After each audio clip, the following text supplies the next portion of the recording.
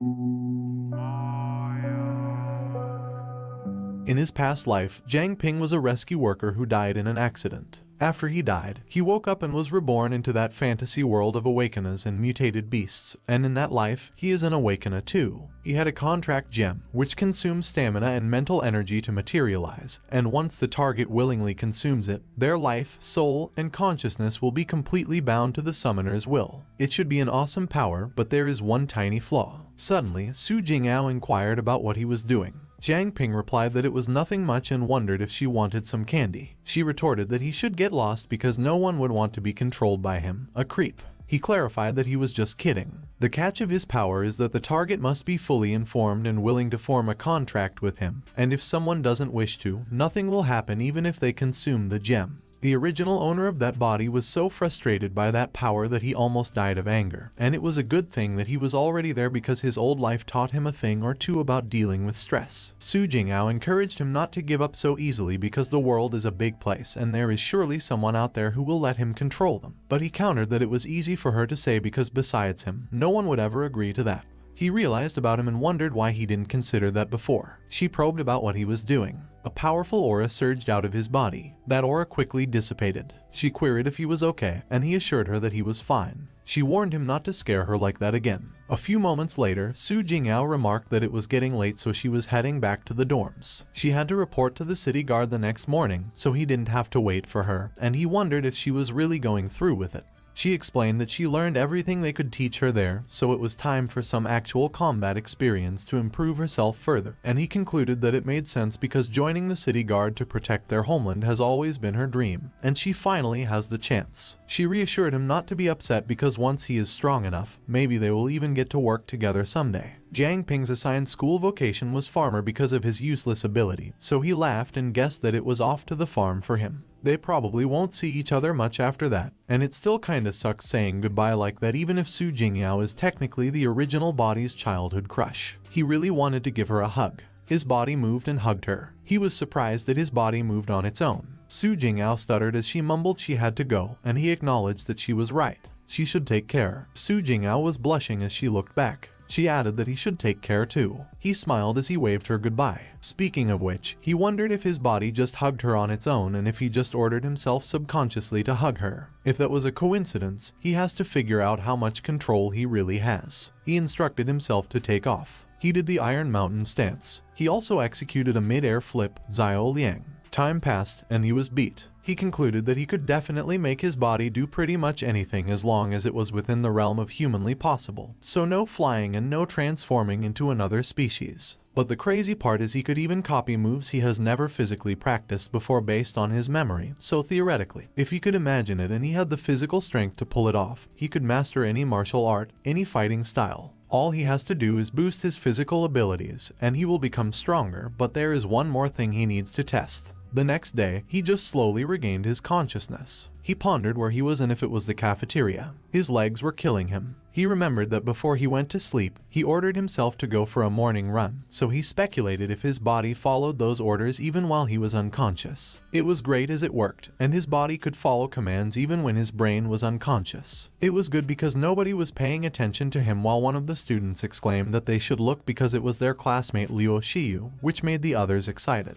They proclaimed that it was the goddess Liu Shiyu and greeted her good morning, which made Zhang Ping speculate if it was the campus queen and if she was up that early too. Suddenly, he heard crunching noises and wondered what that sound was. He cursed as he questioned what that thing was. He saw a huge beast devouring the students around him. He speculated if they could not see that creature. It was definitely not Liu Shiyu. Liu Shiyu noted that Zhang Ping looked a little pale. Liu Shiyu called Zhang Ping and observed that he looked a little pale. She inquired if he was feeling alright, and he concluded that he should get a grip and calm down. He assured her that he was fine and he just had a nightmare last night and didn't sleep well. Anyway, class was starting soon, so he had to go. Liu Shiyu remarked that it was a stench of fear and wondered if it was just her. On the other hand, Zhang Ping contemplated why there was a mutated beast in their school, if no one else had noticed them, and if he was hallucinating.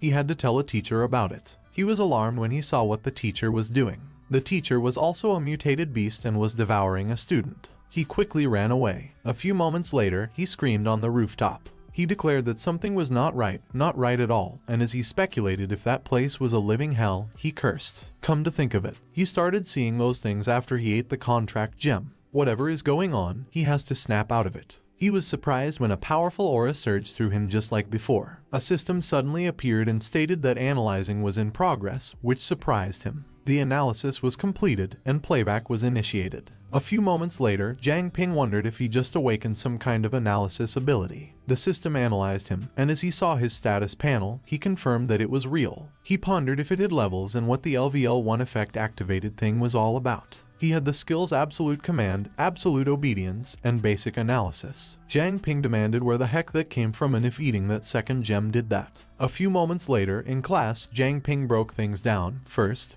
he became his own summoner and summon. Second, the only one in control of him is him, and no outside influence could mess with his body or mind, which meant that third, illusions don't work on him anymore, which is why he could see through those mutated beasts' disguises. Fourth, they were all celestial foxes, high-level ones at that, and he is at level 1. He is no match for them. And fifth, that cognitive distortion thing is straight up a broken ability, and a celestial fox could devour someone right in front of you, and you would think you were watching a couple of students chatting, which is why no one else could see them. If it was a mind control ability, Su Jingyao's powers are mental too, as she is one of the psychic class, so maybe she could help. After school, Zhang Ping walked on the streets to go and visit Su Jingyao. He couldn't believe it, that the celestial foxes were outside the school too. He walked past a couple happily walking together. He questioned how many of them were there. A few moments later, he arrived at the city guard headquarters. He walked up to the receptionist. She greeted him and queried how she could help him. He mentioned that he was there to see someone named Su Jingyao and she should have enlisted that day. She replied, of course, and requested one moment. A few moments later, reflecting about the celestial foxes in the city guard and if even high-level awakeners couldn't see through their illusions. Suddenly, Su Jingyao called him and wondered what he was doing there. He explained that he just wanted to make sure she was settling in okay, as he was just worried about her. She replied that she was alright, introduced him to her teammates, and mentioned that everyone has been great to her. He responded that it was great if that was the case. She vowed that she is going to get stronger, strong enough to hunt down the beasts that killed her parents, and he agreed that she was right. She mentioned that they were actually short on members at the moment and suggested that she put in a good word for him with the city guard, but he replied that he was not cut out for that as his power is useless,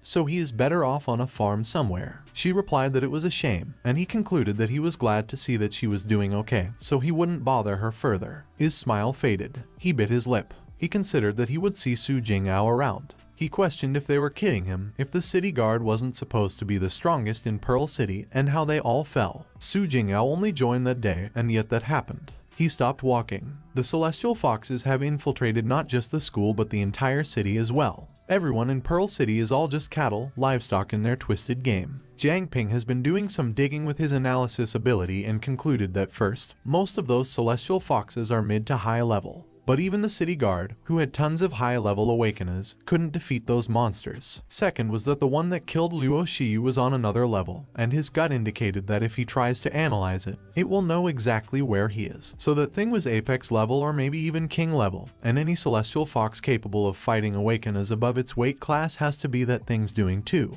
Third, unlike most mutated beasts, celestial foxes are smart, really smart, and they are masters of disguise so they could blend right in, but it is all an act. Fourth, their primary targets are usually the powerful ones or high-profile figures. The rest of them were just livestock, the food they are keeping around for later. Taking them head-on is just suicide, but he can't just stand by and watch innocent people die, so he wished he was just stronger. 1 week later, he woke up at 3:54 a.m. He wakes up earlier and earlier these days, and he guesses that is what happens when one pushes their body to the limit. Less sleep is required. He has been training hard those past few days and leveled up once. Aside from the training, he has been trying to create more gems and eat more gems as he was hoping to awaken something new. But since he awakened the analysis ability, all the gems he has created have been colorless, and consuming them has had no effect. But that day, he got a colorful one. It was not exactly appetizing though, so he hoped it would work that time. He was amazed and wondered what that feeling was. It worked, and he has a new ability so he could actually investigate at night.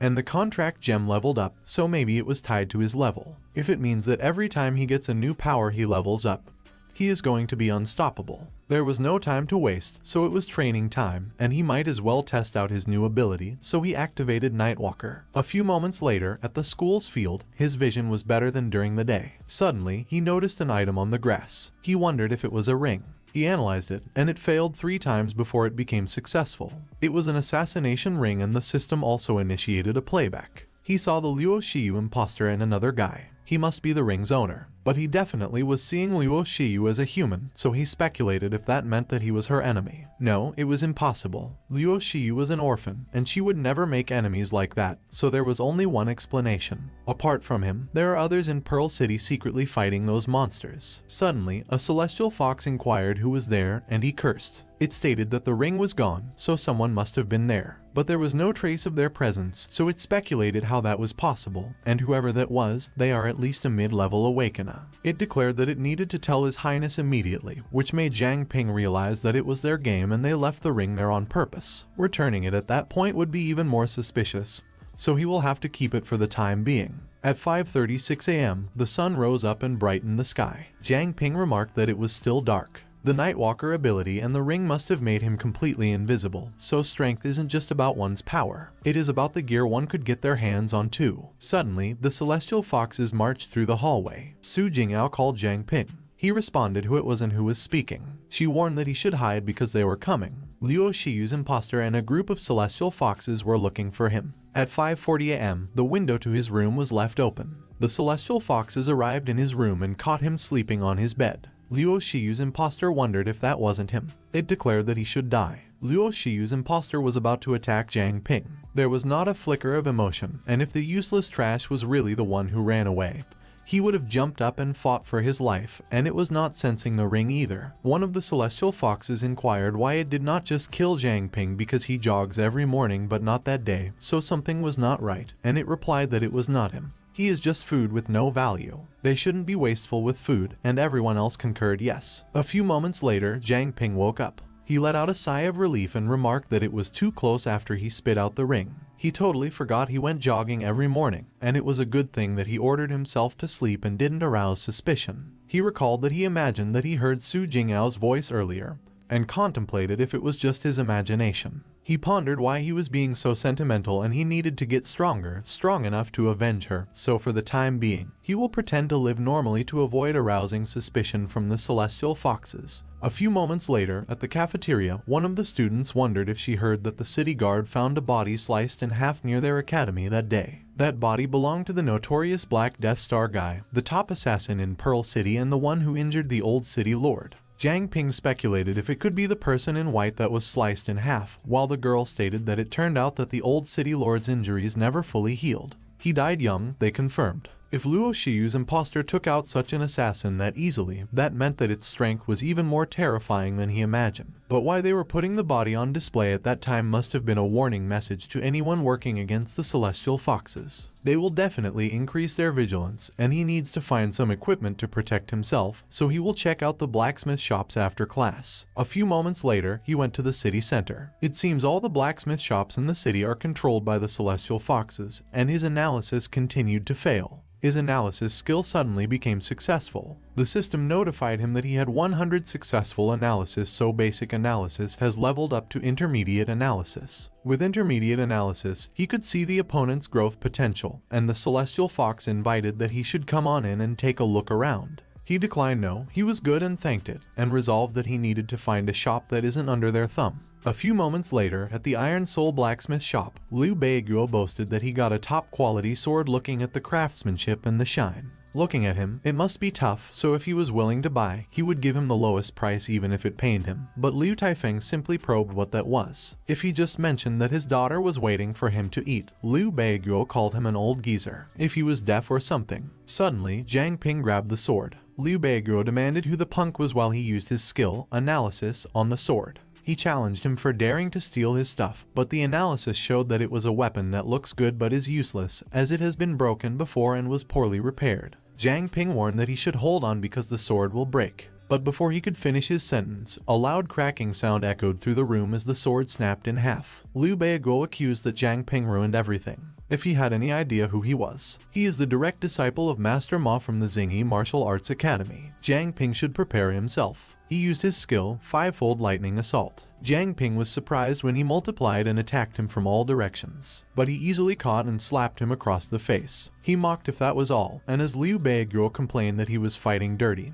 he used analysis on him. Liu Beiguo insisted that he should get out of there while he still could, and he speculated if that guy was for real. It was his chance to sneak attack. Zhang Ping criticized that he was trying to pull a sneak attack on him and wondered who was fighting dirty at that time. Suddenly, Chu Kang remarked that she just stepped away for 5 minutes, and the place became so lively. If Liu Beiguo was getting out of there on his own or if she needed to show him the door. Liu Beiguo better go check other shops and apologize while running away. Zhang Ping was puzzled when Chu Kang insisted that he should stay. They needed to talk. Zhang Ping inquired what they would talk about. Chu Kang remarked that he is just a damsel, working hard every day to survive. She also has to take care of her uncle, who became distraught after his daughter went missing. And looking at him, his body is good and his personality isn't bad. She proposed that he stay there to become a blacksmith, take care of old man Liu Taifeng, and also look after the store. Of course, food and accommodation are included, and there is also a salary. If Zhang Ping managed to learn forging skills, he could indeed save quite a bit of money on equipment in the future. Moreover, the shop doesn't seem to be under the control of the Celestial Foxes. He is the man who will become the king of blacksmiths. Chu Kang laughed and commented that he was a good kid, as expected from someone she had her eyes on.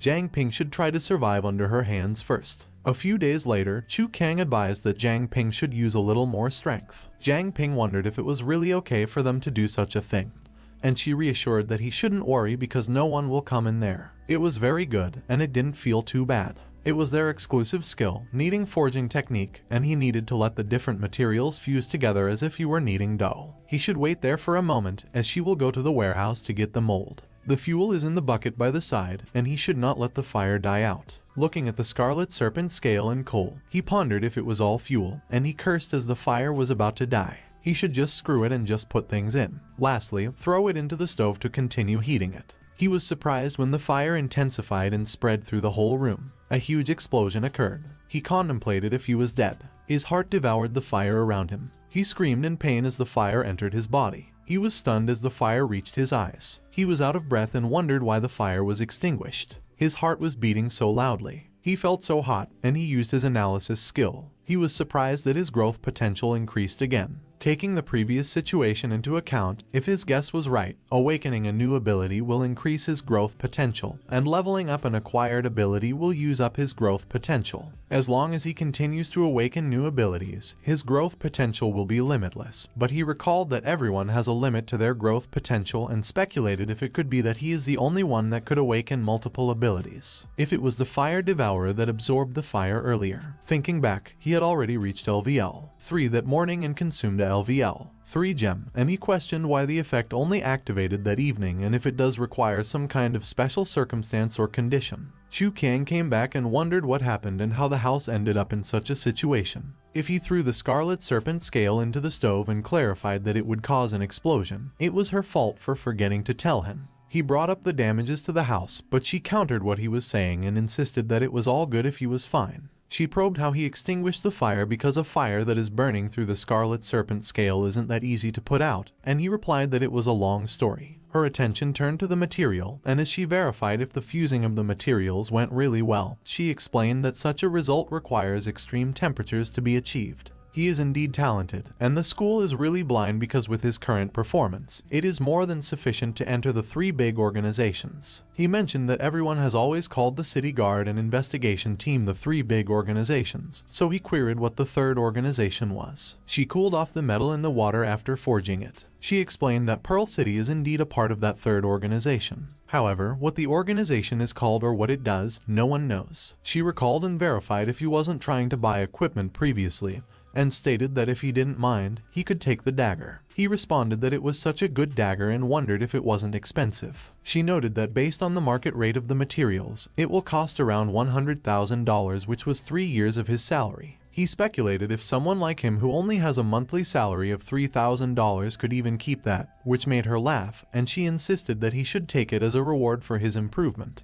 She still has a mission, so she will go first, but she verified if it would really be okay if he doesn't go back to school, and he reassured that she shouldn't worry because he has already completed the graduation procedures in advance. She replied alright, that he should take care of Liu Taifeng because he is a bit unstable at the moment, so he shouldn't let him open for business. Although the blacksmith shop wasn't targeted by the Celestial Foxes because it wasn't open for business, with the huge commotion that occurred earlier, it might attract their attention, and since it was nighttime at the moment, he will use the Nightwalker skill to check the surroundings. A few moments later, a little girl was playing on the swing. It was a level 3 Celestial Fox, and Zhang Ping reflected that it was his first time seeing a Celestial Fox with such a low level. Its level is the same as his, and he is also boosted by equipment, so he should be able to win. Although the city guard within the city has completely fallen, the investigation team outside the city shouldn't be affected, so if he hands over the corpse of a Celestial Fox to them, he might be able to attract the attention of higher management. Suddenly, Liu Shishan challenged if he was planning to attack a kid.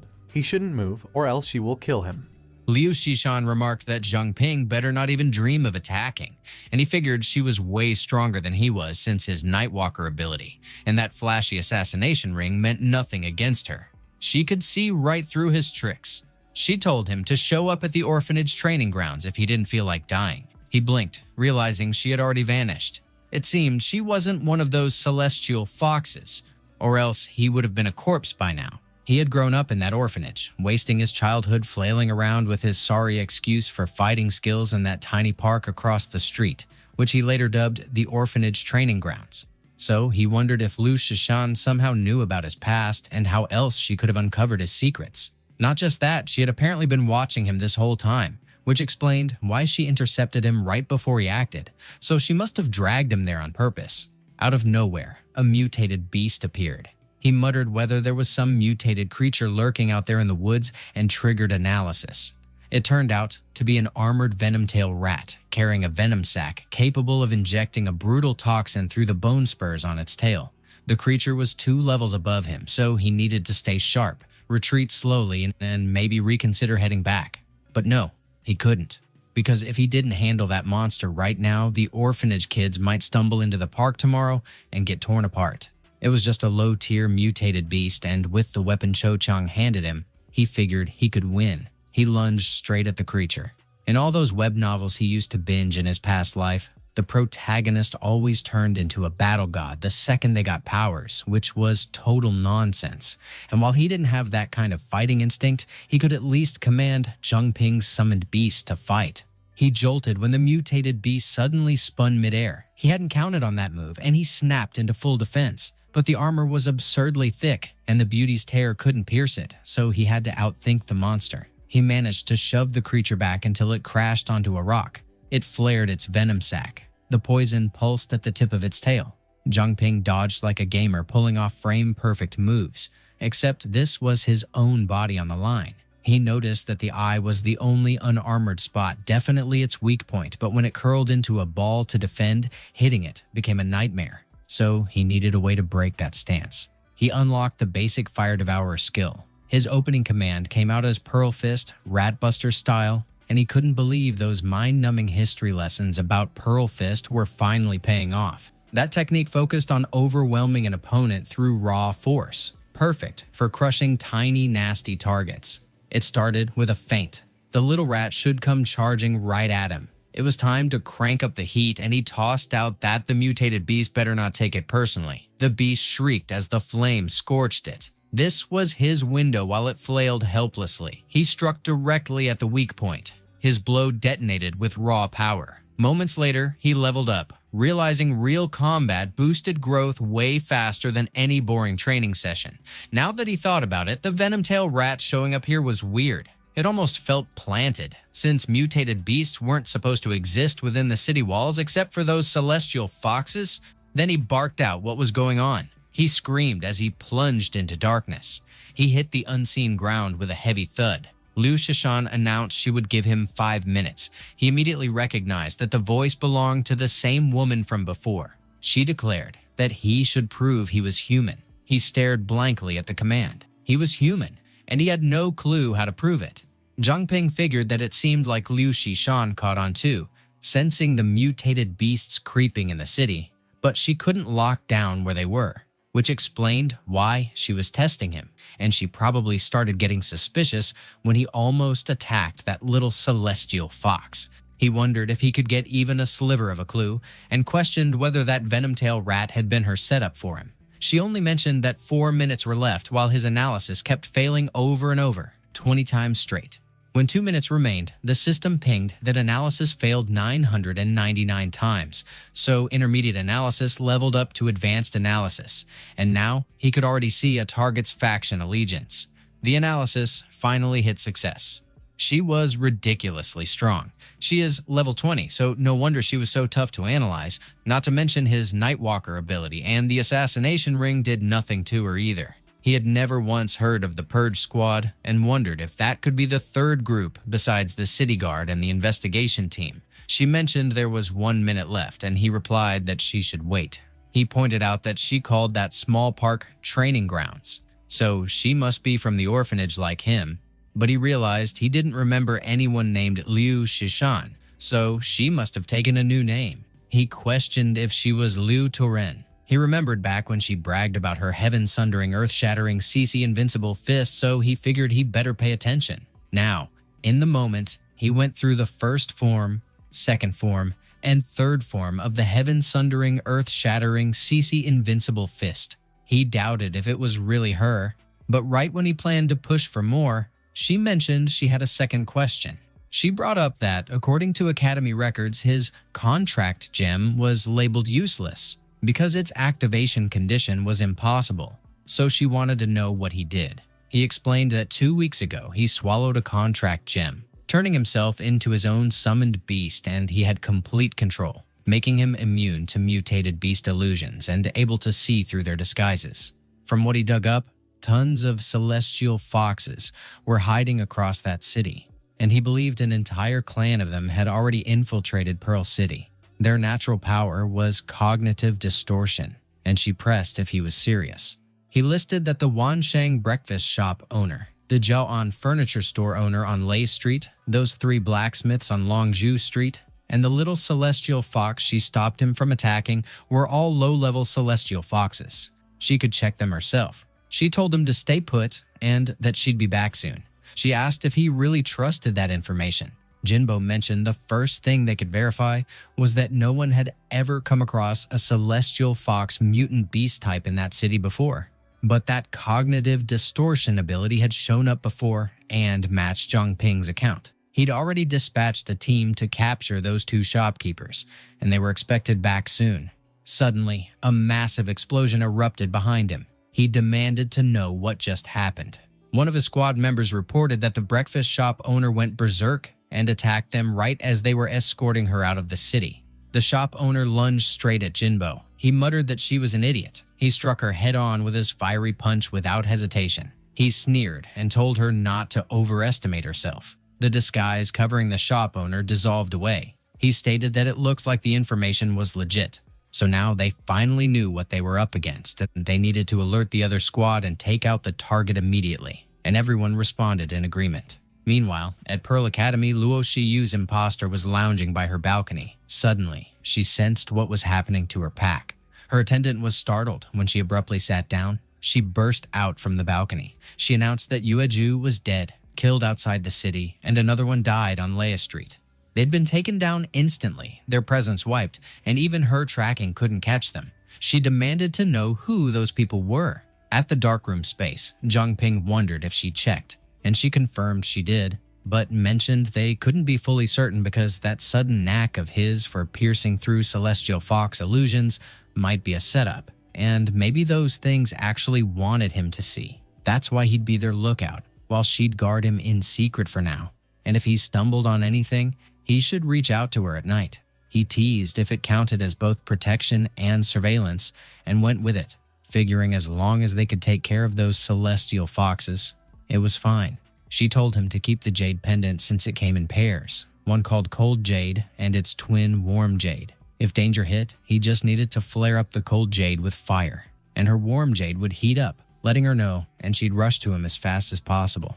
Still, she urged him to toughen himself up because when it came to safety, trusting others too much was never smart. He mentioned maybe learning martial arts or signing up at a school, But those tuition prices were brutal. She promised to ask the organization for a stipend, telling him to start scouting martial schools, and when he questioned if she was serious, he thanked her anyway. Recently, the Celestial Fox numbers had dropped, so the Purge Squad seemed to be pulling their weight, but she kept her identity under wraps, which made him figure she didn't trust him much. If it weren't for his upgraded analysis skill suddenly showing affiliations, he'd never have guessed she was part of the Purge Squad. He still wondered how they even found out Pearl City got infiltrated, but whatever. If he could help wipe those creatures out, that was enough, and honestly, getting 10,000 Pearl coins up front was generous. Then, out of nowhere, he caught Wang Jiemin offering lessons on the Beast King Fist. He urged her to show him, and she agreed without hesitation. That kind of thing wasn't cheap, and no one even knew if it suited him. Wang Jiemin bragged it was absolutely worth the cost since their Beast King Fist styles were well known across Pearl City. If he doubted her, she'd gladly prove it. The first 3 forms of Beast King Fist were the Ape King style, Giant Crocodile style, and Phoenix Talon style. The Beast King Fist moves from footwork to attack form stood leagues above the Pearl Fists. It was honestly a solid martial arts set. She explained that the Ape King style had countless variations and no single fixed pattern, but he seemed uneasy watching her. Truth was, she hadn't trained enough, barely scratching the surface of what Beast King Fist could pull off. Suddenly, Xiong Er butted in, mocking who allowed the Beast King crew to toss flyers around, while Zhang Ping checked if she was okay. She apologized quickly, saying she didn't realize she wasn't allowed to distribute them there. Liu Baoguo piped up, calling Beast King Fist trash and pushing Zhang Ping to join their Xingyi martial school instead. Zhang Ping reminded him he was the 5-fold lightning kneels guy, and Liu corrected him. It was the 5-fold lightning assault, and he'd be the one putting Zhang Ping on his knees. He added Zhang Ping still owed him for what happened at the blacksmiths, and this looked like payback time, ordering Xiong Da and Xiong Er to grab him. Wang Jiemin jumped in, declaring she wouldn't let them gang up on Zhang Ping. They roared, clothes tearing as their aura flared. Zhang Ping instantly triggered his analyze skill. Xiong Er snarled at the little girl to move if she didn't want to get hurt too. Zhang Ping was caught off guard when he spotted their flesh fortification skill, trading brains for brute strength. He questioned if that ability was even legit. He noticed Wang Jiemin's potential, off the charts. A late bloomer, sure, but a powerhouse in progress. Right now, though, she was just charging into trouble with that kind of strength. He handed her flyers back. He told her this was his fight to settle, but she argued they had 3 on their side, and he'd get wrecked alone. He brushed it off, asking if she didn't just show him the Ape King style, saying those guys were perfect practice material. Xiong Da taunted that he was one cocky punk. Zhang Ping fired off the first form on him. Then he launched the second form at Xiong Er. Liu Baoguo jumped in with his 5-fold lightning assault, but he went down hard when Zhang Ping hit him with the third form. Zhang Ping quipped that it was a shame. They seemed 2 fighters short and mocked how his 5-fold lightning kneels just turned into 3 kneels. He told them to scram, then turned to Wang Jiemin, saying she should take him to the Beast King Martial School to sign up. And when she asked if he was serious, he confirmed without hesitation. She marveled that he'd picked up the Ape King style after seeing it once and asked if he could help her out with moves she couldn't grasp later. And he agreed casually. She questioned if he meant it and called it awesome, saying with his help she'd power up fast. But he figured with her 7-star potential, she'd end up a high-level awakener anyway. Maybe even reach apex level, meaning he might be the one asking her for tips someday. At the Beast King Martial School, one of the students mentioned that someone had spotted the instructor at the marketplace, and the rest were floored that he had actually come back. One of them muttered a curse under his breath, griping that he figured Bai Day wouldn't show for a few more days, and snapped about what they were supposed to do since he hadn't even nailed half the moves in the Ape King style. The other snorted and teased that it was about time the slackers paid the price, while another barked at Earth to the lazy ones and urged that she better start moving fast. Zhang Ping wondered aloud why everyone was so terrified of Bai Day, and Wang Jiemin remarked that he had a nasty reputation for precision, and anyone who slipped up even slightly would get punished hard, then nudged her if she had ever gotten the treatment herself. She replied, it happened every other day since she had been stuck there for over a month and still couldn't manage the basic moves right, which made him scoff and mutter if that was something worth showing off. Everyone froze when Bai Day strode in, and Wang Jiemin hissed for Zhang Ping to straighten up right away. Baide commanded the group to focus and declared that anyone caught slouching would run 50 laps and not even think about cutting corners on their form, to which the students shouted in sync. Zhang Ping figured that Baide was a beast in human form, and at level 25 he nearly matched Liu Shishan's strength. Baide pointed at him and remarked if he was the kid who wrecked those Xingyi clowns recently, and he shot back with what would happen if he was. Baide grinned wide and declared that they'd soon find out what he was made of. Zhang Ping barked for him to hold up a second. He snapped that it was overkill and demanded what thrill there was in picking on a newbie like him. Baide countered why he heard that this so-called newbie mastered the Ape King style after watching just one lousy demo. Zhang Ping cursed under his breath since there wasn't even time to dodge. He stiffened when Baide simply patted him on the head. Baide chuckled and admitted he hadn't believed it either until right then, and remarked that Zhang Ping had some spark in him. Too bad the one who showed him the Ape King style had been a half-trained fool who messed up the footwork completely. But he shouldn't stress since Baide promised to drill the right technique into him personally later, and Zhang Ping expressed his thanks. The rest of the students went rigid as Baide announced that it was time to expose who had been slacking off in their training. They were to line up, each facing him in a spar, and anyone who didn't match his expectations would crank out 500 push-ups followed by a 10-mile run in weighted vests. Zhang Ping figured that was classic for an awakener with body enhancement ability. His version of training was flat-out brutal. Out of nowhere, Wang Jiemin elbowed him lightly, catching him off guard. He frowned in confusion and pressed her on what was going on. She muttered that Baide barely trained her at all and teasingly suggested he could give her some private lessons after proving how real training looked. He gave a lazy shrug and went along with it, telling her to meet him later at the Iron Soul blacksmith shop after class, since he'd act as her sparring partner. And when she echoed the question like she couldn't believe it, she confessed she'd honestly expected him to shoot her down. Her ability, Diligent Will, practically wrecked her progress by slashing her learning rate to 10%. That skill seemed made to torture anyone trying to teach her, so he figured Baide's lack of patience made perfect sense. She beamed and said she was genuinely thrilled to get his help. A few days later, Zhang Ping caught that Wang Jiemin had botched the move again and told her to redo it, which she did with an embarrassed apology. It still wasn't right, so he told her to repeat it once more. He had broken the Ape King style into bite-sized drills, and pounding each motion into her muscle memory bit by bit actually seemed to work all right. Still, the Beast King fist really carried weight, because after grinding for days straight, he could feel his own level creeping upward.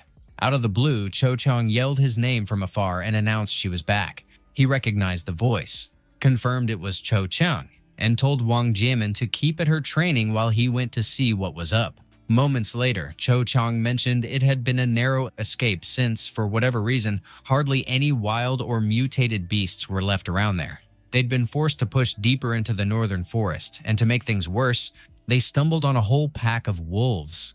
Storm wolves, every one of them. He checked if she'd made it out unscathed, and she assured him she was fine because they'd used her earth-burrowing shovel to duck underground, letting the wolves miss them and rip into a bunch of wild men instead. She took advantage of the chaos and snagged something valuable from the wolves, a wind gem, and tossed it to him to hold since that kind of find didn't happen often. He double-checked if it truly was a wind gem, and she smirked, commending his sharp eye, saying that little crystal could let even a stick-armed kid slice the air with wind blades and stir up mini tempests. He froze as a strange hum hit his ears, and ghostly whispers poured into his mind. One voice begged her big brother not to do it there, and to let go since it was broad daylight, promising she'd handle it instead. Another barked that it was the Fan family saber style's first form, Chi Sweeping Cross, urging everyone to follow. Another voice crooned about the birds above singing love songs through jade green hills. Then a celestial fox's hiss cut through, claiming Yue Ershi was dead, cursing the humans and snarling about devouring 2 of them that very day. The system chimed that his contract gem, level 4, had activated, Whisperer of Winds, granting him a passive skill that made him hear magnified thoughts from anyone within 10 miles caught in strong emotion, completely beyond his control.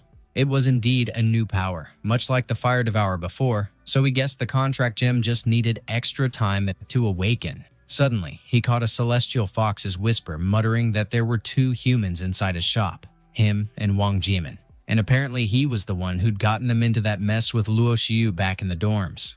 They sounded ravenous, plotting their meal, one calling dibs on the boy while the other claimed Wang Jiemin. He stiffened instantly, realizing they might have just become prey. Lu Shishan was taking a shower, humming under her breath while steam curled around her like a lazy spirit.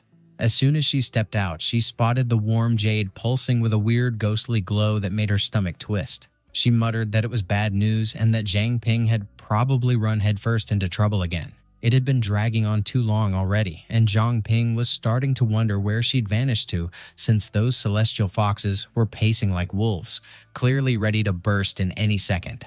Cho Chang pressed if he was all right, and if anything had nailed him, while he figured that with two mid-tier celestial foxes lurking around, even with Lu Shishan's help, they were cooked. He remembered Cho Chang had just gotten back and hadn't caught up with Liu Tifeng yet, so he tossed out that she could go upstairs to chat while he'd hit the market to grab some stuff and throw together a meal. She rolled with it, but told him to move fast since it had been ages since she'd tasted his cooking, adding that she'd haul the wind gem along. He figured he should sneak Wang Jiemin out first so Cho Chang and Liu Tifeng wouldn't get dragged into the chaos, while Cho Chang reminded him not to dawdle. A bit later, in the blacksmith shop's backyard, Wang Jiemin nervously asked how her move looked and bragged she thought that she nailed it. He told her to shut it and stay glued to him, making her frown and press what his problem was. Out of nowhere, one of the celestial foxes barked at them, demanding where the two of them thought they were sneaking off to. They'd disguised themselves as Wang Jiemin's parents, and she instantly called out,